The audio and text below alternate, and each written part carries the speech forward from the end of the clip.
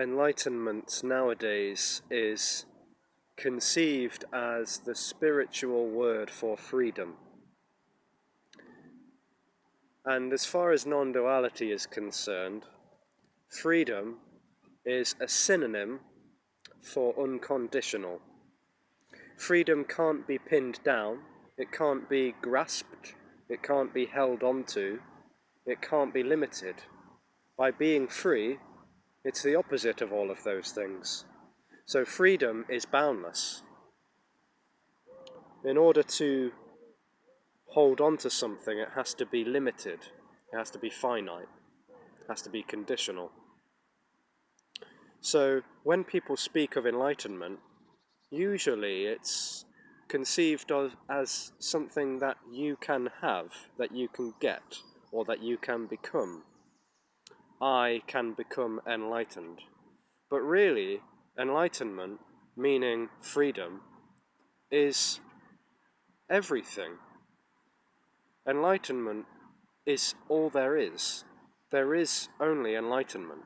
Enlightenment can't be obtained, it can't be had, certainly can't be claimed by someone, because it's totally boundlessly free. So everything that you are looking at, everything that you are seeing, hearing, tasting, touching, smelling, thinking, feeling, everything that's being perceived, everything that's happening, even everything that you think and feel that you are, is enlightenment. There is only enlightenment. But when there's that separation experience seemingly happening in a body, everything feels separate from me and cut off somehow, limited and finite, real, solidified. And it just simply isn't. It's boundlessly free, it's totally organic, it's wild. And so this notion that you, as a real person with real free will and choice, can move steadily in a direction towards enlightenment, or even obtain sudden enlightenment, is a joke. Personal enlightenment, there's no such thing. Personal and enlightenment, it's almost like they are the opposite. So personal is the sense of being localized and separate and limited and conditioned as a separate self. And that is an illusion. There's no real separate self located and housed within a human body. So even these words that are coming out are literally free-flowing all by themselves. No one's choosing what to say next. This is totally organic, unpredictable free flow and free falling.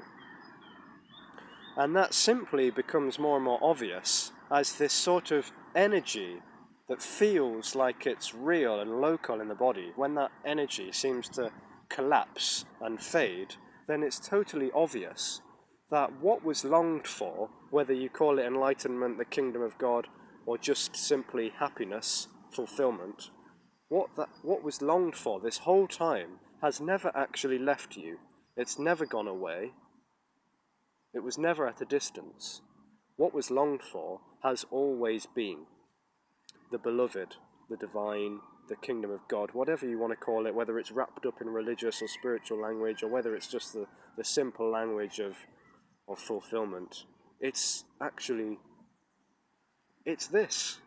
It's all there is. It's so sort of totally unconditional and vibrant and all-encompassing. It never leaves. It never leaves you.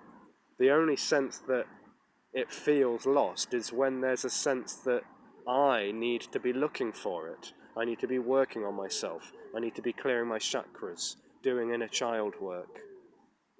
Working with the shadow self and alleviating trauma and practicing, skillful mental states. And that's all fine, but really, there is no such thing as perfection.